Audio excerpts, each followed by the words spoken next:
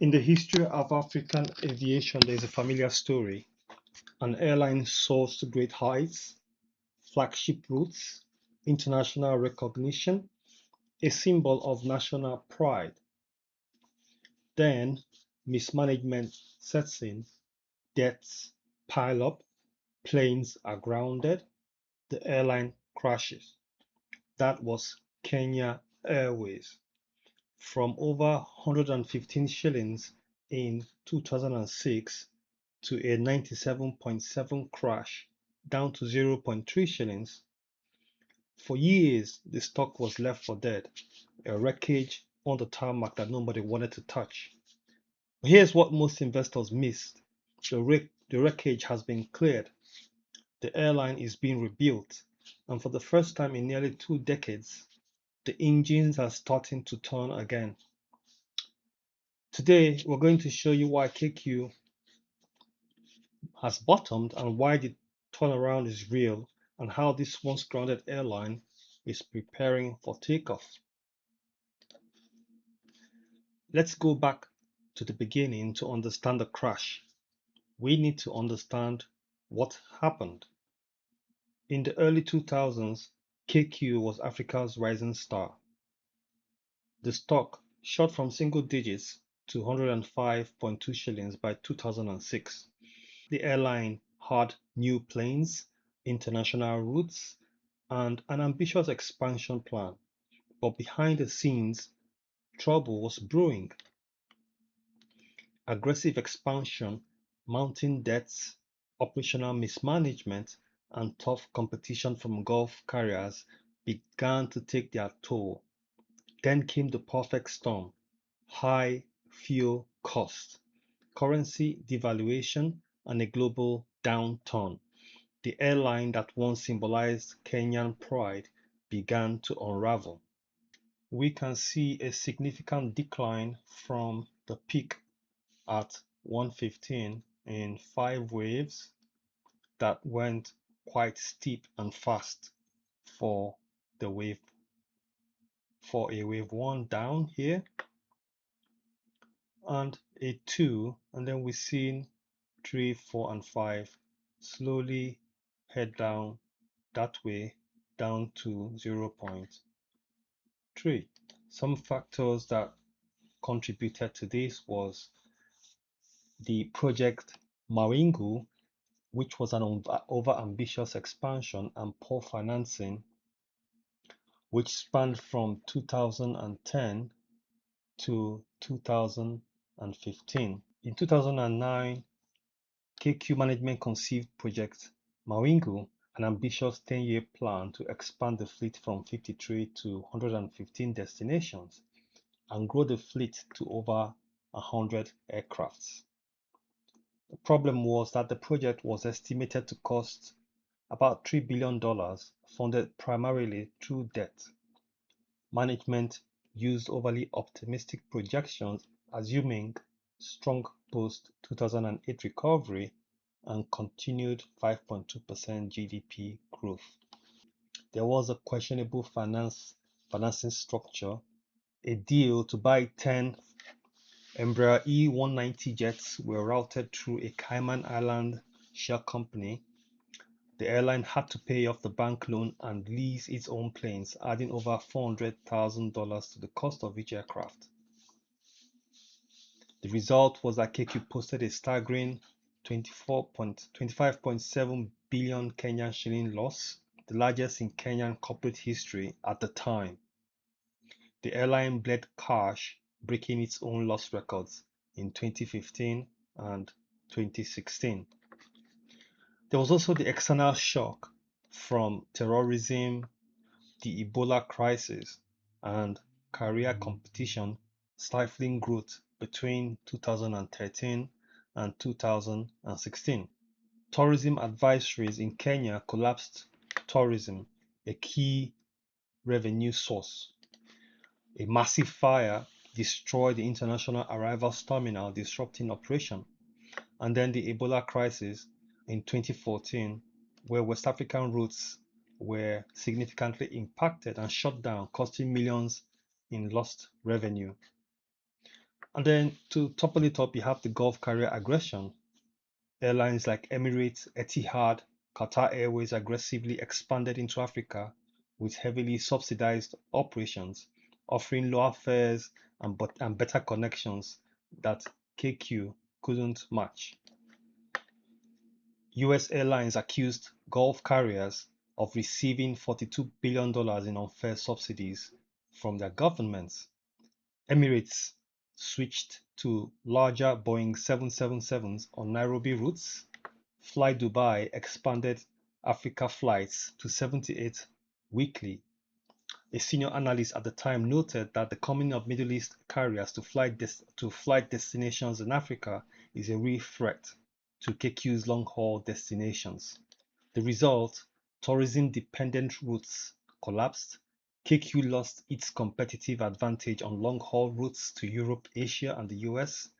By 2016, the airline was bleeding cash and forced into Operation Pride restructuring. But, but wait, we can't talk about an airline without talking about the geopolitical situation in the Middle East. This is where it gets interesting for KQ. Right now, the Middle East is in turmoil. The conflict involving Israel, the US, and Iran has led to the de facto closure of the Strait of Hormuz and the closure of major airspaces. This is a double-edged sword for KQ. The curse: fuel costs. Jet fuel prices have surged 60% because of this conflict, which is a massive operating expense for KQ. They are also losing about 2.6 million shillings per flight due to rerouting around closed airspaces. Well, the blessing, the conflict is a massive opportunity. With Gulf carriers like Emirates and Etihad facing disruptions, KQ's Nairobi hub is becoming a key alternative for passengers traveling between Europe, Asia, and Africa. Management has reported load factors hitting as high as 99% on some routes, up to 70% earlier this year. They are literally picking up the spillover from the Middle East crisis. This is providing much needed cash flow at a critical time. So, what's the bottom line for KQ? Let's break it down. The two scenarios. The bullish case. The government successfully secures a 1.2 billion strategic investor.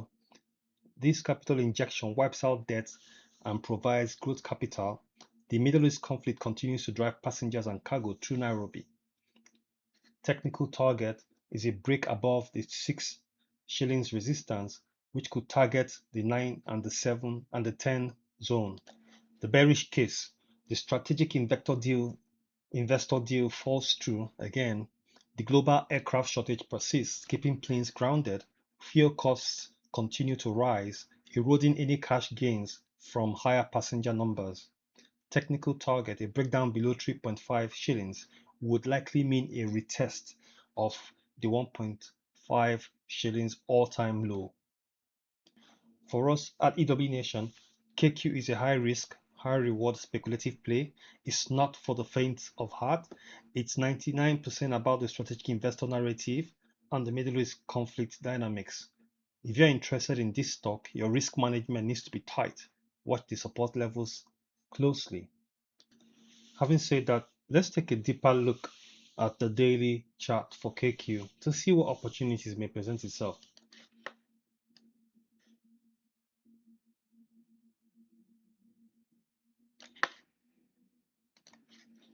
So the daily chart shows us that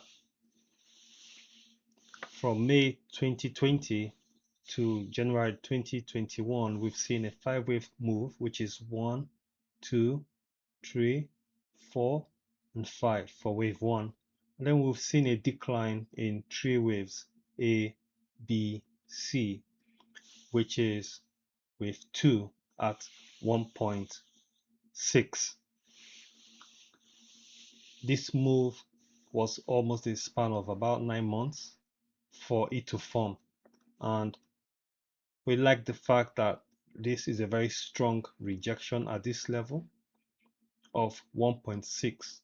So the bulls made a very strong statement at this location. Subsequently, we've seen a 1, 2, and a 1, then a 2 forming at this location. We think that there we be getting down towards the 618 Fibonacci of this move, bringing us towards the 3.8 and 4.3 region. And we think if you look at this in even in a 4-hour chart, we think that what is happening is a 1, 2, 3, 4, 5 for wave 1 and a 2, 3, 4, 5, bringing us to this location. So our support is 3.7 to 4.5, and we'll have a significant resistance at about 6 location. So 5.9 to 6 is our first major hurdle. A break above this confirms the continuation, and the next resistance will be at about 9. So what's a trade? For long-term investors, the trade would be to accumulate on the dip towards 3.7. Just accumulate as you go along, and then what we expect is that there will be a reversal around this area, the shaded area between 3.7 and 4.2 for the next leg up to target this location. So once again, the technicals are clear, but there's a real tailwinds fueling this trend, just like I mentioned before. So firstly, the government is actively pursuing a strategic investor to inject $1 to $2 billion into KQ. This would fix the balance sheet and provide growth capital. The second is that the Middle East conflict has closed airspaces and disrupted Gulf carriers. Nairobi is becoming a key transit hub. Passengers who used to fly through Dubai are now connecting through Nairobi, so the load factor has hit 99% on some routes. The third is that after years of mismanagement, a new leadership is focused on operational efficiency and cost control.